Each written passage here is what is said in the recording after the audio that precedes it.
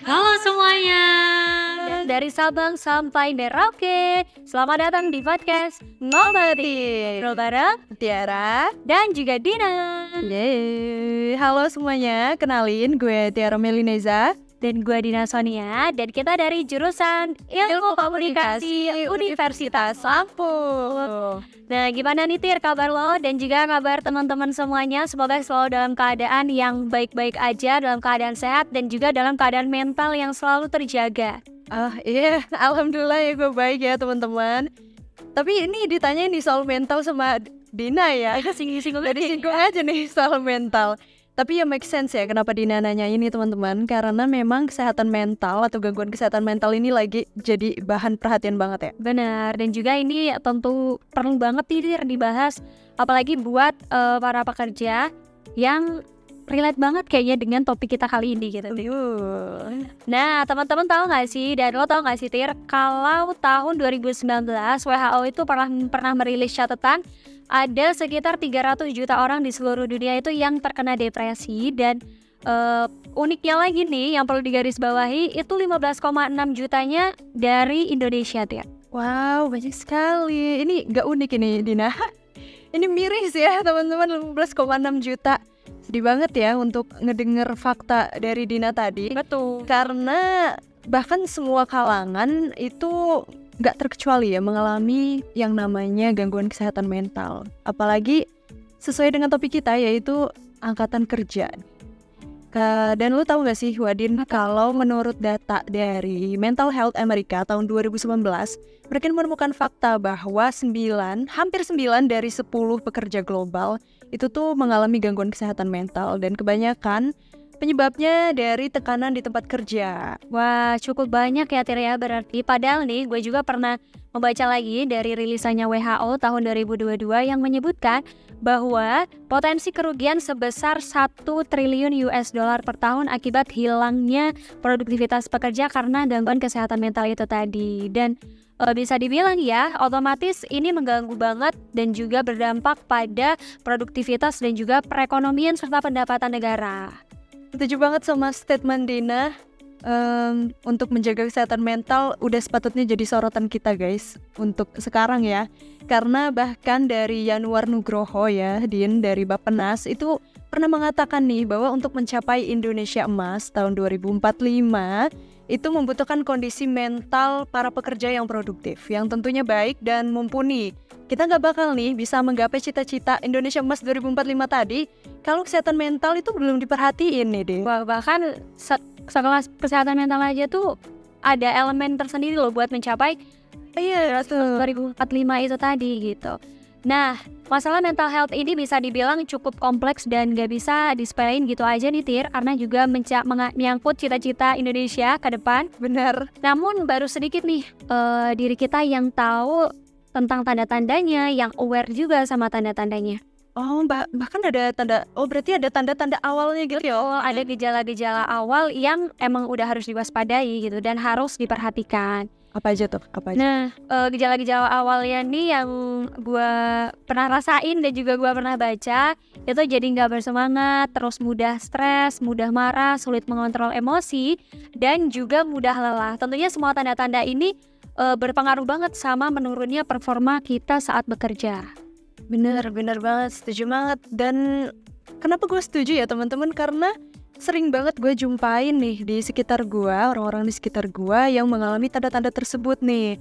Berarti memang lumayan sering ya kita lihat fakta ini di diri masing-masing ya. Juga lingkungan sekitar gitu ya. Nah, karena hal seperti ini tentu kelihatan sih sebenarnya dari performa orang lain yang tadinya nih yang gue kenal nih orang kayaknya rajin banget gitu, tapi makin kesini makin lama makin menurun performanya, makin kelihatan gak semangat gitu. Jadi bisa kita simpulin ya Din, kalau hal seperti ini tentu ada penyebabnya gitu, ada faktor penyebabnya. Tuh, nggak ada asap kalau nggak ada api ya Tir ya. Semuanya ada penyebabnya, dan untuk kesehatan mental ini juga dapat keganggu karena banyak banget faktor yang mempengaruhi, khususnya di tempat kerja. Dan ini bisa dibedakan menjadi 2 faktor nih guys. Ada faktor eksternal dan juga faktor internal. Nah buat teman-teman juga nih yang belum tahu, Untuk faktor internal itu terdiri dari beberapa hal, bisa dari genetik, kemudian perubahan hormonal, dan juga psikologis tertentu gitu, keadaan psikologis tertentu.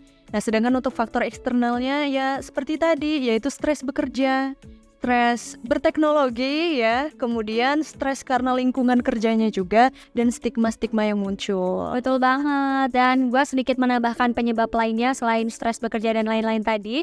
Ada juga pengaruh dari lingkungan kerja dan juga ketidakseimbangan nih antara pekerjaan, dunia kerja dan juga real life kehidupan kita gitu. Kan gue juga pernah ngerasain bekerja ya, tapi nggak lama karena gue masih harus ngampus ya. Jadi beban kerja, tekanan yang diberikan, serta lingkungan kerja yang suportif itu berpengaruh banget sama pikiran dan juga kesehatan mental kita. Apalagi pikiran itu ngaruh banget kan ke mental kita.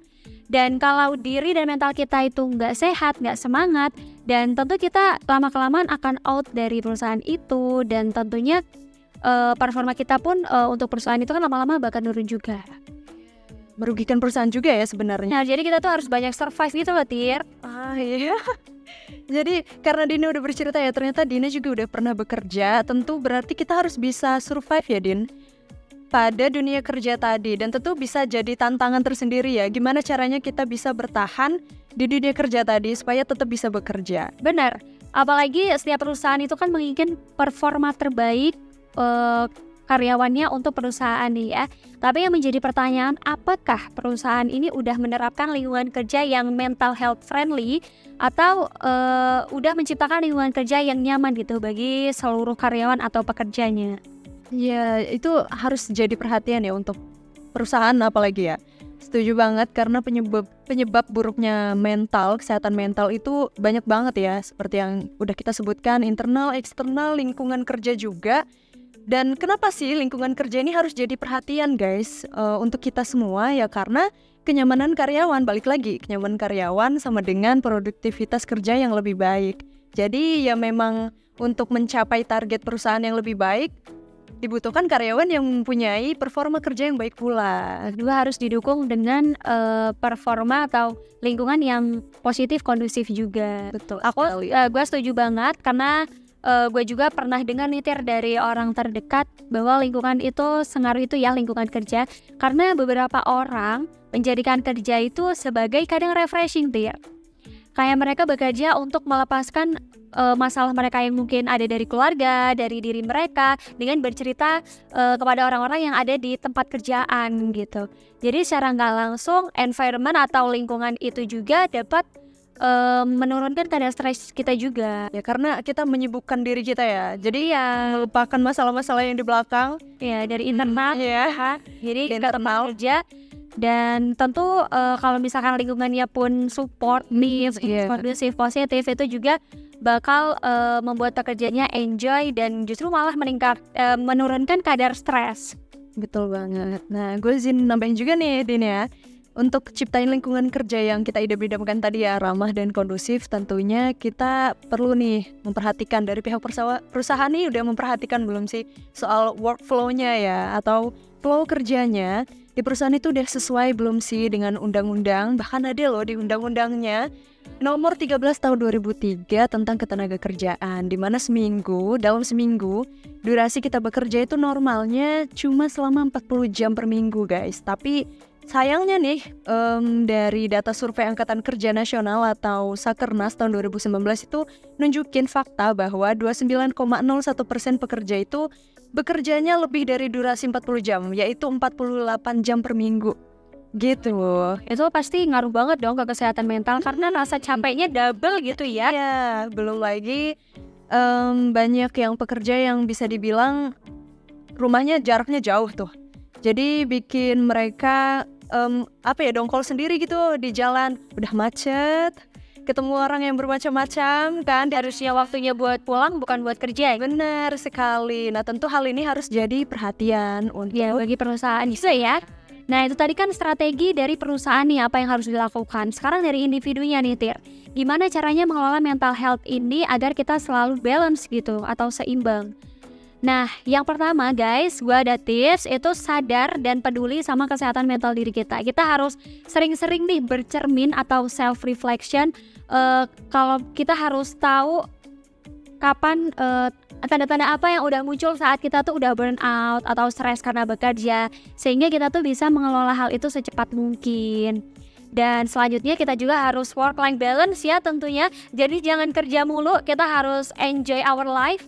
Jadi kita bisa melakukan hobi kita, tetap nongki-nongki bareng teman-teman gitu kan, buat meminimalisir stres kita. Nikmatin hasil kerjanya juga ya. Betul, jadi jangan terfokus duit, cuan, tapi harus enjoy our life juga. Benar sekali. Nah, itu kan tips dari Dina ya. Aku juga mau nambahin juga nih dari perspektif kita juga, yaitu komunikasi yang terbuka nih. Menjalin komunikasi yang terbuka antara atasan, bawahan, bahkan teman-teman yang sekaryawan ya, teman-teman kerja yang di situ. Nah, kita juga selain dari itu ya, selain terbuka, kita juga jangan jadi orang yang gak enakan, jangan memelihara sifat gak enakan gitu ya, Din. Mengungkapkan apa yang dirasakan secara baik-baik, tentunya untuk menjaga kesehatan mental kita tadi. Dan tentunya dari kita juga membiasakan pola hidup yang lebih baik, seperti istirahatnya diperhatiin, makannya juga diperhatiin. Dan kalau ada masalah, kalian bisa kok menumbuhkan sifat dimana kita menumbuhkan sifat peduli gitu kepada sama karyawan. Bahkan dari kita juga mencoba loh untuk terbuka dan sharing kepada rekan kerja kita. Betul, gue setuju banget Tir. Apalagi kadang ngapain mikirin orang gitu, lebih baik karena mikirin diri kita sendiri. Padahal itu hal yang sengaruh itu buat orang lain kalau kita mencoba untuk terbuka ternyata ya Tir. Betul sekali. Dan kalau saran-saran gitu ya dan tips-tips solusi tadi itu menurut kalian nggak ampuh nih, masih stres gitu ya, jangan ragu untuk konsul nih ke psikolog ya terutama. Iya, nah uniknya nih Tir, banyak banget orang-orang yang menganggap aib gitu buat konsul psikolog itu. Jangan, padahal kalau itu di suatu yang dia gitu, orang gila gitu ya, benar dianggap sebagai orang gila. Padahal itu tuh salah satu bentuk kita tuh peduli loh guys dengan diri kita sendiri ya, dengan keadaan mental kita. Karena kalian yang bisa merasakan, kalian yang menjalani ya, bagaimana sih rasanya mental kita tuh saat ini, apakah lagi baik-baik aja. Dan jangan denial gitu ya, denial lah. Jangan denial, kalau memang rasanya udah depresi, stres, ya gak apa-apa, coba cerita, coba ke psikolog. Dan uniknya lagi Tir, biasanya dari sifat denial kita itu tadi, kita bisa membentuk self defense atau pertahanan diri, sehingga kita yuk kuat yuk bisa gitu. Lama-lama akhirnya capek sendiri, burn out sendiri. Jadi kita benar sih Tir, harus memperhatikan kesehatan mental kita sendiri gitu. Nah itu tadi kan dari individu yang kena mental tuh Tir. Nah kalau sekarang gimana nih menurut lo, buat seseorang atau lo nih, misal ada yang cerita terus, aduh gue ngerasa ini nih, mental gue kena nih, tuh apa sih yang bisa kita lakukan gitu? Ya ini bisa berlaku ke semua kalangan ya, baik dari kita maupun yang udah kerja gitu ya. Menurut aku menumbuhkan rasa peduli itu sangat penting sih Wadin. Karena dengan kita menumbuhkan rasa peduli, kita jadi meminimalisir sifat judgmental di dalam hati kita gitu ya Din. Jadi kalau misalnya kita ngelihat ada teman kita atau rekan kerja kita tuh kelihatannya kok performanya menurun, lemas, gak bersemangat, sering telat ya, apalagi ya itu paling umum terjadi. Dibanding kalian judgement atau mungkin memandang buruk orang itu kan bisa, kalau kalian menumbuhkan rasa peduli itu pastikan di diri kita terketuk gitu untuk coba nanyain secara personal gitu, kamu lagi kenapa, ada yang mau diceritain gak? Dan tentunya hal ini jadi penting karena memang kalau kita ingin ada orang yang peduli dengan kita, tentunya kita harus memulai dengan orang lain ya, memulai peduli dengan orang lain juga kan. Itu dimulai dari diri kita. Bener. Dan mungkin cara-cara itu tadi bisa dilakukan secara personal dan disampaikan dengan baik ya, supaya pihak yang berkaitan atau bersangkutan itu tidak merasa dijudge dan juga tidak merasa tersinggung gitu. Gue setuju banget Tir. Dan kita nggak boleh ya langsung judge, kamu sering telat, apalagi sering ngomongin di belakang, ngomongin depan orang banyak gitu kan. Justru itu malah menimbulkan yang bersangkutan makin kena mental gitu, makin nggak mood nih untuk produktif lagi gitu. Iya bener. Selain itu nih Tir, lingkungan kerja yang memprioritaskan kesehatan mental juga harus menawarkan sumber daya yang sesuai dan juga program yang mendukung karyawannya. Ini balik ke awal lagi ya, dari perusahaan ya. Misalnya perusahaan yang sering mengadakan seminar-seminar kesehatan mental, terus menyediakan pelatihan-pelatihan kesehatan mental, terus juga program kesejahteraan yang berfokus pada kesehatan mental. Tentunya support dari perusahaan ini perlu banget karena bisa membantu karyawan bisa untuk memanajemen stres, mengelola manajemen emosi, terus juga memperkuat ketahanan mental supaya lebih tahan banting, guys. Wih, kokoh. Betul. Nah, secara keseluruhan ya Dina, kesadaran kesehatan mental di lingkungan kerja ini ternyata memang sangat-sangat penting untuk kita perhatikan. Setuju. Benar, dengan lebih memperhatikan kesehatan mental ini, tentunya kita dapat menciptakan lingkungan kerja yang lebih sehat, lebih produktif, lebih berkelanjutan.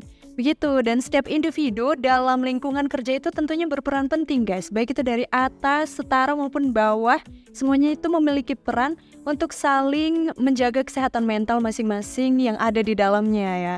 Dengan kita saling menumbuhkan rasa empati, rasa peduli tadi, tentu kita dapat membantu mengurangi stigma dan menciptakan lingkungan kerja yang lebih baik. Nah, setuju banget. Dalam rangka mencapai kesadaran kesehatan mental di tempat kerja itu tadi, Tir, penting banget bagi perusahaan dan juga individu yang bekerja untuk bekerja sama dan berkolaborasi menciptakan dan juga memprioritaskan kesejahteraan mental. Nah, dengan demikian kita dapat memastikan nih bahwa lingkungan kerja kita adalah tempat di mana setiap individu diperlakukan dengan hormat, berdaya, dan juga didukung nih secara emosional. Wow, setuju sekali dengan Dina ya. Dan aduh gak kerasa ya, kita udah berbincang banyak banget nih Dina soal kesehatan mental dan hubungannya dengan kesehatan mental di tempat kerja gitu ya. Dan juga kita udah kasih solusi juga ya Tirian. Semoga bermanfaat dan juga bisa menambah referensi informasi bagi semua kalangan, karena kesehatan mental ini bisa menyerang siapapun ya. Tidak melihat kelas, tidak melihat umur. Benar sekali. Dan semoga kita semua dapat mengelola mental kita dengan baik, manajemen mental kita dengan baik. Dan tentunya semoga podcast ini bermanfaat ya bagi teman-teman semua. Dan semoga kita bisa selalu menjadi pribadi yang lebih baik, menjadi lebih bijak, menjadi lebih kuat, dan juga menjadi pribadi yang lebih bersatu. Ya, untuk teman-teman semua, terima kasih telah mendengarkan podcast ini. Dan semoga kita selalu sehat, baik secara fisik maupun secara mental, dan bisa saling selalu menjaga. And see you guys. Terima kasih.